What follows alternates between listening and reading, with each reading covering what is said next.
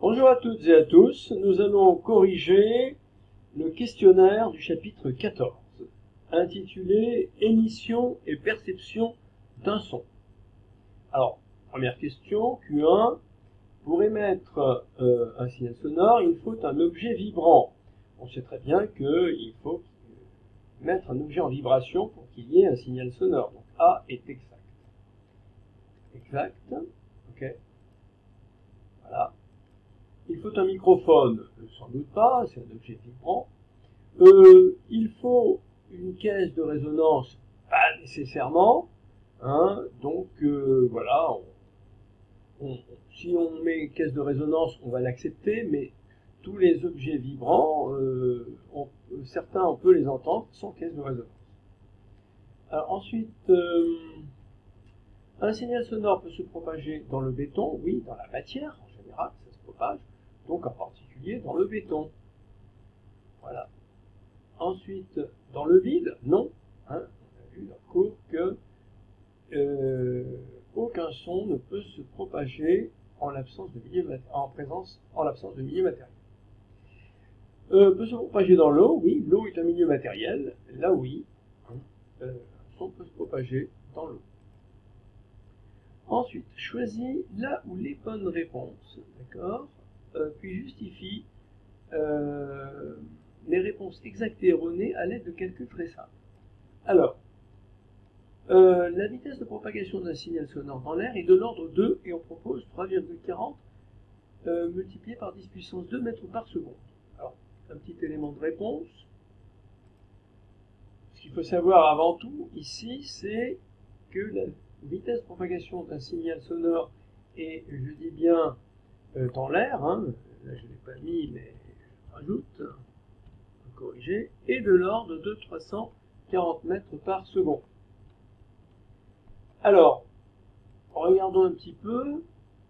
On va faire l'analyse de la réponse petit a. Alors, la réponse petit a, 3,40 fois 10 puissance 2 mètres par seconde, ce qui peut s'écrire 340 mètres par seconde.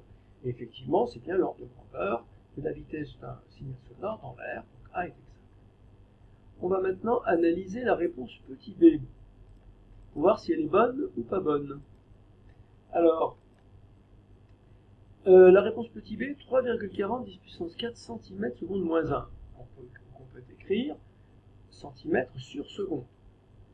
Alors, centimètre, on le convertit en mètres, donc 10,2 mètres sur seconde, donc 3,40 multiplié par 10 puissance 4 fois 10,2 mètres divisé par seconde, 3,40 fois 10 puissance 4 fois 10,2 mètres sur seconde, donc on retrouve bien 3,40 10 puissance 2 mètres par seconde. Réponse de la question A, qui était exacte, donc B est également exact. Ensuite, on va analyser la réponse C. Alors, 1200 km/h-1, voilà ce qui est donné, qui peut s'écrire 1200 km divisé par heure, égale 1200 fois 10 puissance 3 mètres, parce que 1 km égale 10 puissance 3 mètres, divisé par 3600, car une heure égale 3600 secondes. Égale donc 1200 fois 10 puissance 3 sur 3600 fois mètres sur seconde égale 333,3 mètres par seconde, ce qui est voisin de 340 mètres par seconde. On considère donc que la réponse C est exacte. Donc ici, les trois réponses sont en fait exactes, donc on va les mettre en rouge gras. Voilà. Alors ensuite, la vitesse de propagation du son dans les liquides et les solides est proche de 340 mètres par seconde. On sait très bien que c'est faux, hein, dans les liquides et dans les solides, le son se propage beaucoup plus vite que dans les gaz.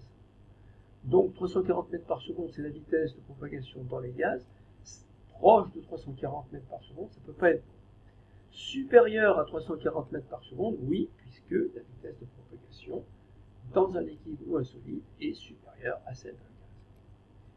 Donc la réponse est bonne, ici.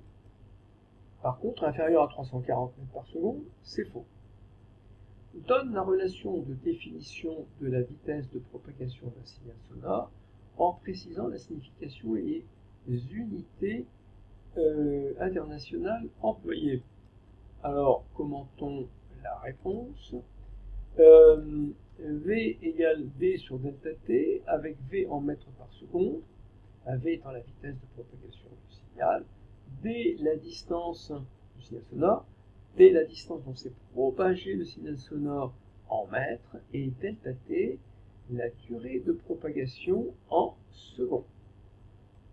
Bien, un Q5, un signal sonore est émis sous l'eau à une distance de 3,0 km d'un récepteur qui le détecte 2,0 secondes après son émission. Calcule la vitesse de propagation de ce signal. On va donc commenter la réponse. Dans cette situation, petit d qu'on avait appelé la distance de cette propagation de signal est égale à 3,010 puissance 3 mètres, puisqu'on convertit kilomètres en mètres, delta t égale 2,00 secondes, donc V égale 3,010 puissance 3, ici, sur 2,00 secondes. D'où le résultat 1,5 puissance 3 mètres par seconde avec deux chiffres significatifs par défaut. Q6. Lors d'un orage, un observateur perçoit le bruit du tonnerre 3,0 secondes après avoir perçu l'éclair. À quelle distance en kilomètres l'observateur la foudre est-elle tombée? L'éclair est considéré comme perçu quasiment en même temps que son émission. Donc, un petit élément de réponse. Le raisonnement est le suivant. Attendez, là je fais une bêtise. Lorsque l'éclair est perçu, le son produit par le tonnerre démarre à la distance petit d à calculer. Donc, calculer bien sûr de l'observateur avec une vitesse de 340 mètres par seconde, puisque le son n'a pas eu le temps d'avancer. Vu que l'éclair est arrivé quasiment instantanément, le son démarre à l'endroit où est tombée la foudre. Il est perçu avec, après un temps, delta t égale 3,0 secondes. C'est l'énoncé qui nous le dit. Donc, comment va-t-on en déduire la distance? Alors, on sait que V égale D sur delta T, on cherche la distance, on en déduit que D égale V multiplié par delta T, produit en 3, égale 340 multiplié par 3,0, puisque 3,0 secondes, et 340 mètres par seconde, c'est quelque chose qu'il faut savoir, donc égale 1,02 fois 10 puissance 3 mètres. On ne gardera que deux chiffres significatifs, d'après la règle des chiffres significatifs. La distance donc où est tombée la foudre est de l'ordre de 1,0 km, avec 2 CS par défaut. Donc Q7, un professeur s'adresse à sa classe, calcule en millisecondes le temps mis par le signal sonore qu'il émet pour atteindre l'oreille d'un élève situé à 10 mètres de lui.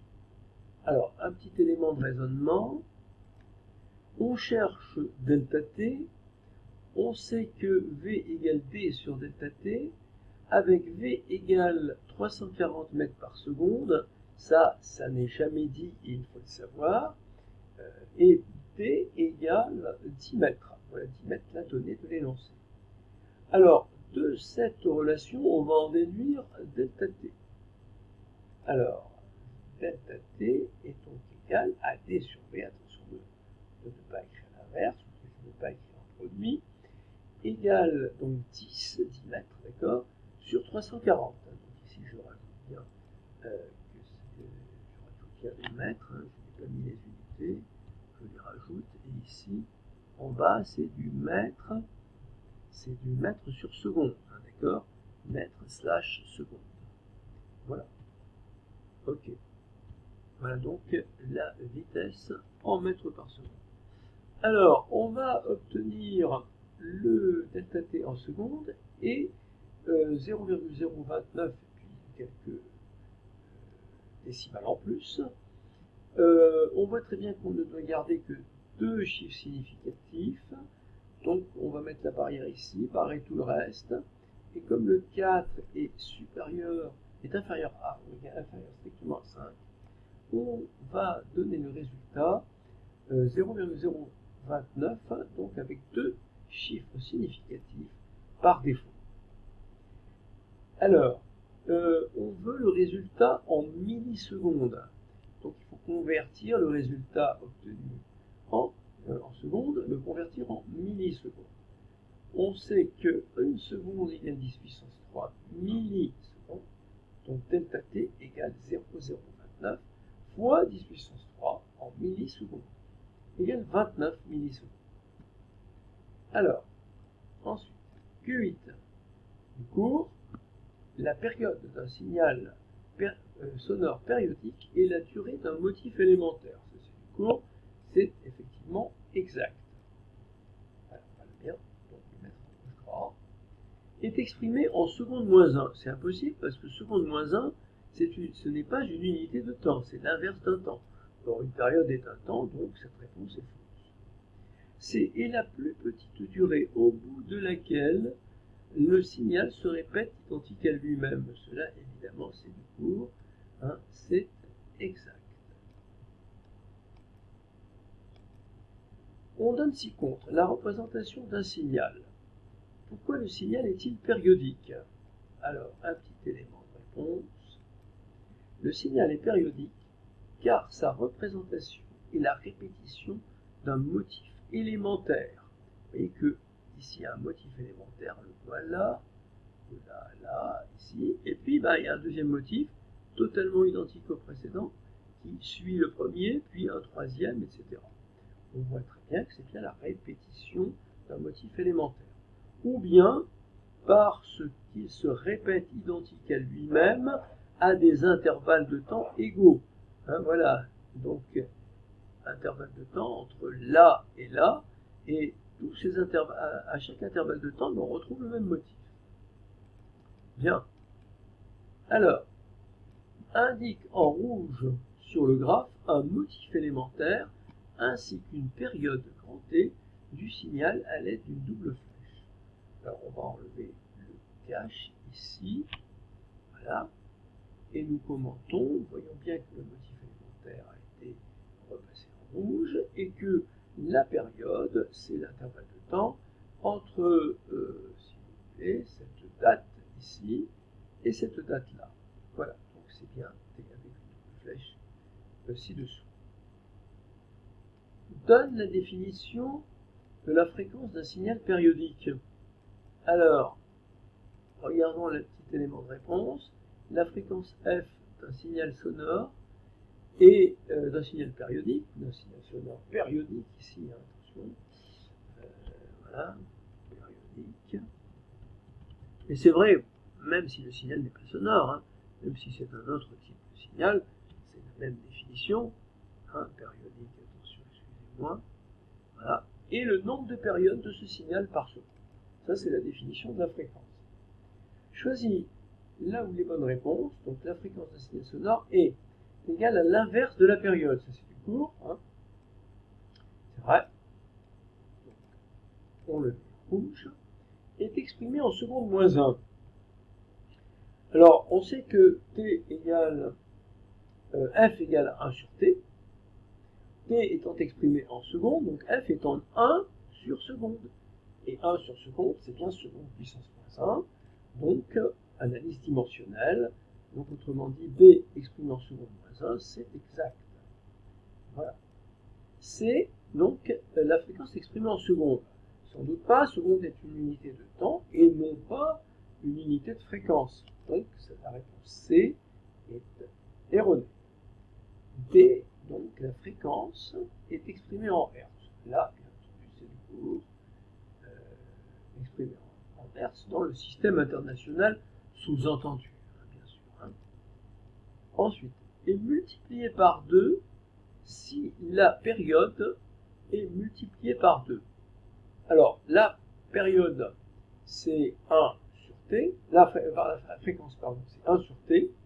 Donc, si c'est t est multiplié par 2, on aura 1 slash 2t. D'accord? Je rajoute ça pour le raisonnement. Voilà, 2t.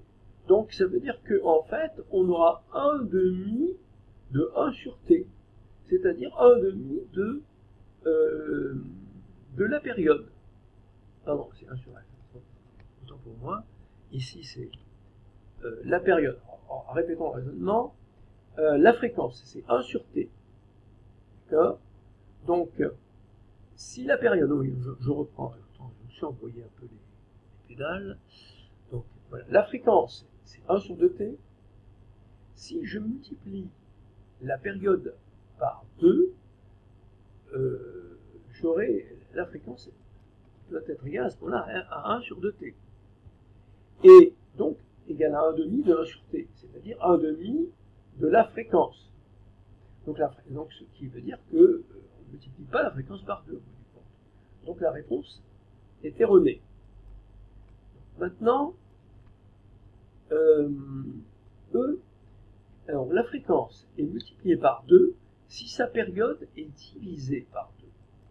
Donc autrement dit, je sais que la fréquence f égale à 1 divisé par t.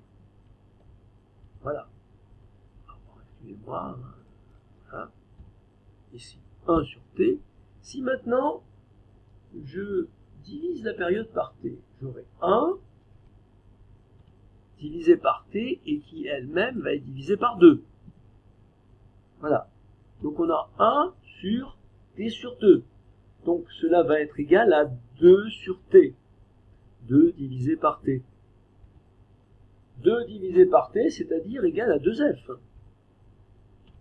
Alors, si c'est égal à 2f, eh bien on voit bien que la fréquence est bien multipliée par 2 si la période est divisée par 2. Donc, cette réponse-là est exacte. Voilà. On va effacer le raisonnement parce qu'on n'en a plus besoin. Voilà.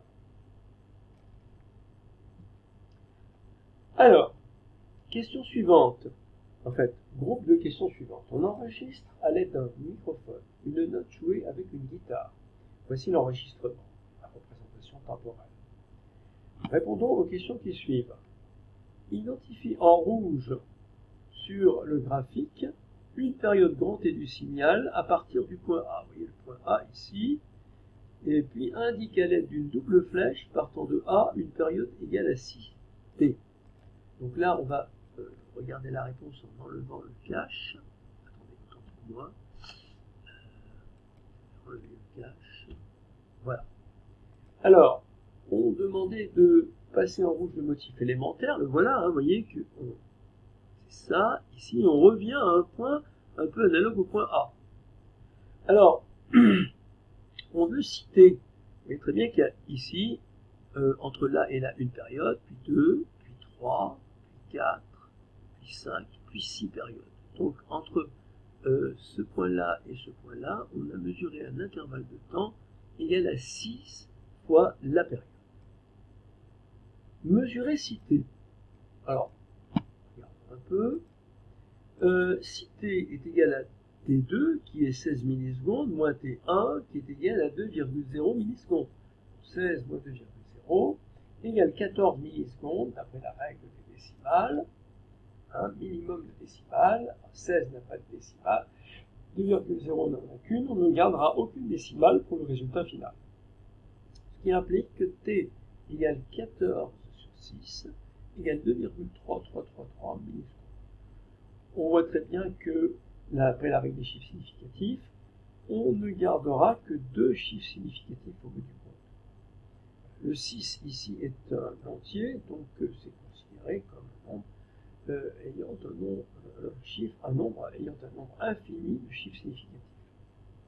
Donc 2,3 millisecondes au final, avec 2 CS par défaut, d'après la règle des chiffres significatifs. 3 ici étant strictement inférieur à 5.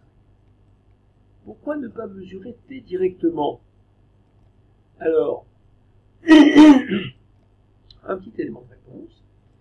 on ne mesure pas T directement car il est plus précis de mesurer plusieurs périodes plutôt qu'une seule. Donner la relation entre la fréquence du signal sonore et sa période et rappeler les unités utilisées. Donc, on donne la réponse. Donc, F égale 1 sur T avec T en secondes, petit s et F en Hertz. Calcule la fréquence petit f du signal sonore émis par la guitare. Donc, réponse, nous avons vu que T égale 2,3 millisecondes. Pour calculer T, il faut donc nécessairement convertir T en secondes. Vous voyez que là, dans la formule, T doit être en secondes. Donc, si on a le T en millisecondes, il faut convertir T en secondes. T égale 2,3 fois 10-3 secondes, puisque 1 milliseconde égale 10-3 secondes. Pour finir le raisonnement, on va faire la division de 1 par 2,3333 10-3 secondes. Alors pourquoi j'ai pas pris 2,3? Parce que 2,3 est un résultat déjà arrondi. Donc si on met au dénominateur un résultat déjà arrondi précédemment, on va propager l'erreur d'arrondi. Donc on reprend le résultat trouvé précédemment, 2,3333, et on gardera le résultat final avec deux chiffres significatifs. C'est ce que l'on va faire ici. Vous voyez que 4,2888571. Le 8 qui vient juste après le dernier chiffre qu'on va garder est supérieur à 5. Donc on arrondira par excès. Et on aura donc petit f égale 4,3 fois 10 puissance 2 Hertz par excès. Un signal sonore périodique à une fréquence de 20 kHz. Calculer sa période en microsecondes. Alors, un petit élément de réponse. On rappelle que F en Hertz égale 1 sur T en secondes. Alors, il va falloir utiliser bien entendu la formule pour calculer la période. Alors on sait que F égale 1 sur T est logiquement équivalent à T égale 1 sur F, évidemment, avec T en secondes et F en Hertz. Avec F est égal, donc, on sait que F égale à 20 kHz, donc avant de remplacer F par sa valeur, il va falloir le convertir en Hertz, ce qui fait 20 fois 10 puissance 3 Hertz pour la fréquence. On en déduira donc que, eh bien, T, ici, égale à 1 sur 20 10 puissance 3 Hz. Il y a 0,050 10 puissance moins 3 égale 5,0 10 puissance moins 5 secondes, avec deux chiffres significatifs par défaut. Alors évidemment, on voudrait le résultat en microsecondes. Il va donc falloir effectuer une conversion. On sait que T doit s'exprimer en microsecondes, c'est un symbole µs.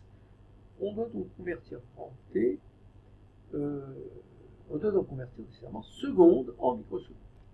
Alors, ça, il faut connaître un peu ce qu'on a appris au début de l'année.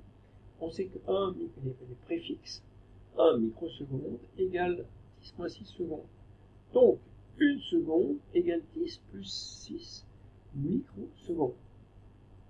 On va donc remplacer seconde par 10 puissance 6 microsecondes dans la valeur de T en secondes. Et on va donc obtenir T égale 5,0 10,5 secondes égale 5,0 10,5 secondes fois 10 puissance 6, le tout en microsecondes, d'où 50 microsecondes. Ensuite, rappel à l'aide d'inégalités les domaines de fréquence des sons audibles, des infrasons et des ultrasons pour une oreille humaine standard. Alors, regardons la réponse. Son audible, eh bien F est compris entre 20 Hz et 20 kHz. Alors, les infrasons sont obtenus pour des fréquences inférieures à 20 Hz et les ultrasons pour des fréquences F supérieures à 20 kHz. Question 16. La fréquence des sons audibles par une oreille humaine standard est supérieure à la fréquence des ultrasons. Sans doute pas. On sait que c'est compris entre 20 Hz et 20 kHz, c'est-à-dire c'est inférieur à la fréquence des ultrasons. Supérieur à la fréquence des infrasons, F supérieur à 20 Hz, tous les sons, enfin, les sons audibles étant compris entre 20 Hz et 20 kHz, eh bien, sont nécessairement des fréquences supérieures à celles des infrasons. La réponse B est exacte.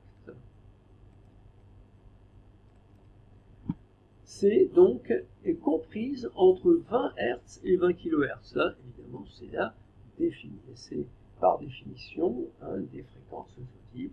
C'est également exact. Voilà, donc fréquence audible dans le domaine 20 Hz, 20 kHz, c'est le cours. Choisis là où les bonnes réponses. Alors, ça, c'est la question Q17. Alors, la hauteur d'un son est liée à son amplitude. Ça, c'est du cours. Sans doute pas, c'est lié à sa fréquence. D'accord? Donc, on voit très bien que la réponse C est exacte. Ce n'est pas lié à son amplitude, ni à la forme du signal. Si deux sons S1 et S2, de fréquence F1 et F2, ont même hauteur, alors F1 strictement supérieur à F2, sans doute pas. Ce qu'il faut savoir du cours, c'est que des sons de même hauteur ont même fréquence. Donc la seule réponse bonne parmi les trois proposées, c'est F1 égale F2, bien entendu. Alors, soit deux sons S1 et S2 de fréquence F1 et F2, tels que F1 est supérieur à F2. Alors, ils ont même hauteur. On sait très bien que des sons de même hauteur ont même fréquence, ce qui n'est pas le cas ici, F1 étant différent de F2. Donc A est erroné. S1 plus grave que S2. Alors, on sait que plus un son est grave, plus la fréquence est petite. Donc ça veut dire qu'ici F1 est supérieur à F2, ici la fréquence F1 est plus grande que F2. Le son S1 serait plus aigu que S2, donc cette réponse est fausse. S2 est plus aigu que S1. Si S2 était plus aigu que S1, F2 serait plus grand que F1. Or ici, F2 est inférieur à F1. Donc la réponse est également fausse.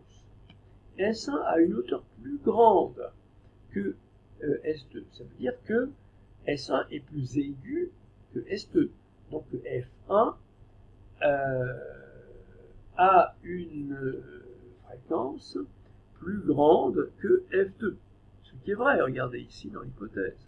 Donc autrement dit, eh bien, cette réponse-là est exacte. On va perdre de vue que on a cette hypothèse-là, et pas celle-ci, F1 supérieur à F2. S1 est plus aigu que F2. Plus aigu, mais c'est vrai, plus un son est aigu, plus sa fréquence est élevée. Donc, on voit bien que F1 est plus grand que F2. C'est normal, S1 est plus aigu que S2. Ensuite, S2 est plus grave que S1. Plus un son est grave, plus sa fréquence est petite. Alors, si le son S2 est plus grave, ça veut dire que F2 est plus petit que F1. Ce qui est le cas, vous voyez, F2 plus petit que F1 ou F1 plus grand que F2.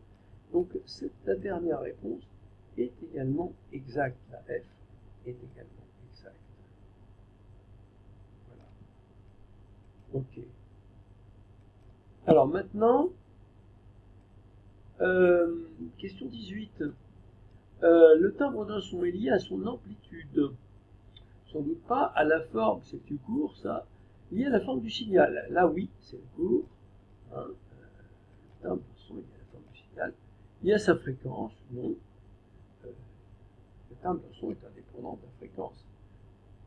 soit deux signaux sonores S1 et S2 de même timbre, alors ils ont même hauteur.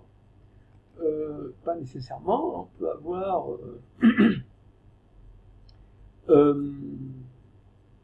par exemple l'A3 de la clarinette et de l'A4 de la clarinette. Ce sont des sons de même timbre, mais qui n'ont pas même hauteur. L'A3 et l'A4 n'ont pas même hauteur, donc ça c'est faux. Ensuite, leurs représentations temporelles ont des formes similaires. Donc même timbre, même représentation temporelle, même type de représentation temporelle, cela, cette proposition est exacte. Voilà, exact. Ici. Bon, on ne va pas aller dans la dentelle. Alors, ils peuvent provenir d'un même instrument de musique. Bah oui, hein, même timbre, hein, deux clarinettes ont le même timbre, d'accord? Donc voilà, ça c'est bon. Réponse exacte. Soit deux signaux sonores, S1 et S2 de timbres différents. Ils n'ont pas même hauteur. Bah, ça c'est pas vrai, hein. Par exemple, si on prend le La3 du diapason et le La3 du saxophone, ce sont des instruments qui ont des signaux qui ont des timbres différents, qui ont la même hauteur, parce que c'est la même note qui est émise. Autrement dit, c'est faux, cette réponse. Hein. Les sons de timbres différents peuvent avoir la même hauteur. S1 est plus aigu que S2. On sait que le timbre n'a rien à voir avec la fréquence, donc autrement dit, a priori, S1 pourrait être plus grave que S2 ou avoir même hauteur. Hein. D'accord? Donc cette affirmation est fausse. Leurs signaux sonores ont des formes différentes. Donc des timbres différents, des signaux sonores des formes différentes, oui, c'est vrai, puisqu'ils ont des timbres différents. Alors ensuite, l'amplitude d'un signal sonore, son intensité I et son niveau d'intensité sonore varient dans le même sens. Ça, on le sait d'après le cours, intensité et amplitude varient dans le même sens, et niveau d'intensité sonore et d'intensité sonore, eh bien, varient dans le même sens. Donc A est exact. Ne varient pas dans le même sens, évidemment, c'est faux. Sont indépendants, c'est faux. Hein. Ils varient dans le même sens, ils sont dépendants l'un de l'autre. Ils sont dépendants l'un de l'autre. Alors, le niveau d'intensité sonore grand N s'exprime en watts mètre moins 2. Sans doute que non, on sait que L est en décibels, c'est I, l'intensité sonore, qui est en watts. C'est pas en watts, hein, puisque L est en décibels, donc autrement dit, la seule réponse valable, c'est C en décibels.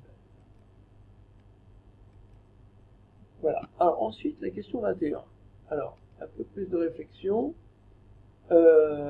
Information, lorsque l'intensité sonore double, le niveau d'intensité sonore augmente de 3 décibels. On demande de compléter le tableau. Alors ici, on donne L en décibels, et là, on doit chercher une intensité sonore. Donc, nous regardons un élément de réponse. Problème, il faut trouver I pour L égale 64 décibels. Regardons un peu l'élément de raisonnement. Quand on passe donc de 64 décibels, vous voyez ici à 67 décibels, L augmente de 3 décibels. Donc, d'après l'information, si L augmente de 3 décibels, c'est que l'intensité double, d'après les renseignements. Alors, ici, donc ça veut dire que I à 67 décibels est égal à 2 fois plus grand que I à 64 décibels. Donc I à 64 décibels égale I à 67 décibels divisé par 2. I à 67 décibels, on recopie, 5,010,6 watts mètre moins 2 divisé par 2, ce qui fait 2,5 watts mètre moins 2. Donc là, ici, on a une réponse ici, attendez, je n'ai pas tout pris, voilà, 2,5 10 moins 6, mettre moins 2. Alors, un trou ici, il faut trouver I, sachant que L est égal à 73 décibels. Alors, petit élément de raisonnement, le problème, c'est donc trouver grand L, trouver I, pardon, sachant que L égale 73 décibels. Alors, on voit que lorsque on passe de 70 décibels ici à 73 décibels, eh bien, ça augmente de 3 décibels. D'accord? Elle augmente de 3 décibels. Donc, d'après l'information que l'on a, ici, l'intensité sonore va doubler, comme tout à l'heure. Donc, I de 73 décibels, ici, est égal à 2 fois I de 70 décibels. Donc, eh bien, on va faire l'application numérique, I égale 73, I de 73 décibels, égale 2 multiplié par, ici, I de 70, on copie, 1,0 10 moins 5, mettre moins 2, ce qui fait 2,0 10 moins 5, mettre moins 2. Donc là, on recopie la réponse, elle est là. En watts mètre moins 2. Alors ensuite, la dernière, un peu plus délicat, on cherche L, connaissant l'intensité sonore, qui est, dont la valeur est 8,0 10 moins 5, watts mètre moins 2. Regardons un peu le raisonnement. Problème, donc, trouver grand L. Point d'interrogation pour I égale, on pose le problème, 8,0 10 moins 5, watts mètre moins 2. Alors, un petit élément de raisonnement plus. On sait que I de 73 décibels égale 2,0 10 moins 5 watts mètre moins 2, on l'a vu. Et que I de L égale 8,0 ici, le L est inconnu, il est là, hein, 8 égale 8,0 10 moins 5 décibels. Alors, on peut comparer I de L à I de 73 décibels. Alors, pour comparer I de L à I de 73, eh bien, on va faire le rapport. C'est, hein, d'accord? Parce qu'on veut comparer deux valeurs de la même grandeur, on fait le rapport. On calcule donc I de L inconnu sur I de 73. On remplace ici 8,0 10 moins 5, ça c'est I de L, ici qui est là, sur I de 73 décibels, c'est-à-dire 2,0 10 moins 5, on l'a trouvé tout à l'heure. Et on trouve 4,0. Donc, qu'est-ce que cela veut dire? Ça veut dire que I de L, d'accord, I de L, est 4 fois plus grand que I de 73. Alors, ce 4 fois plus grand, on peut l'écrire 2 fois I de 73 décibels. Alors, regardons un peu la suite. Or, on sait que 2 fois I de 73 décibels est égal à I de 73 plus 3, parce que quand on double l'intensité sonore, eh bien, on augmente de 3 décibels le niveau d'intensité sonore. Donc, c'est égal à l'intensité pour 76 décibels.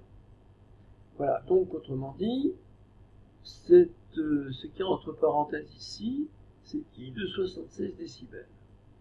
Donc, on va donc écrire la chose suivante, c'est que I de L que l'on cherche, ici, et I que l'on cherche est égal à 2 multiplié par, ça c'est I de 76 décibels, 2 fois I de 76 décibels. Alors, à ce niveau-là, un petit élément d'un avant-dernier, petit élément de raisonnement, avant-dernier.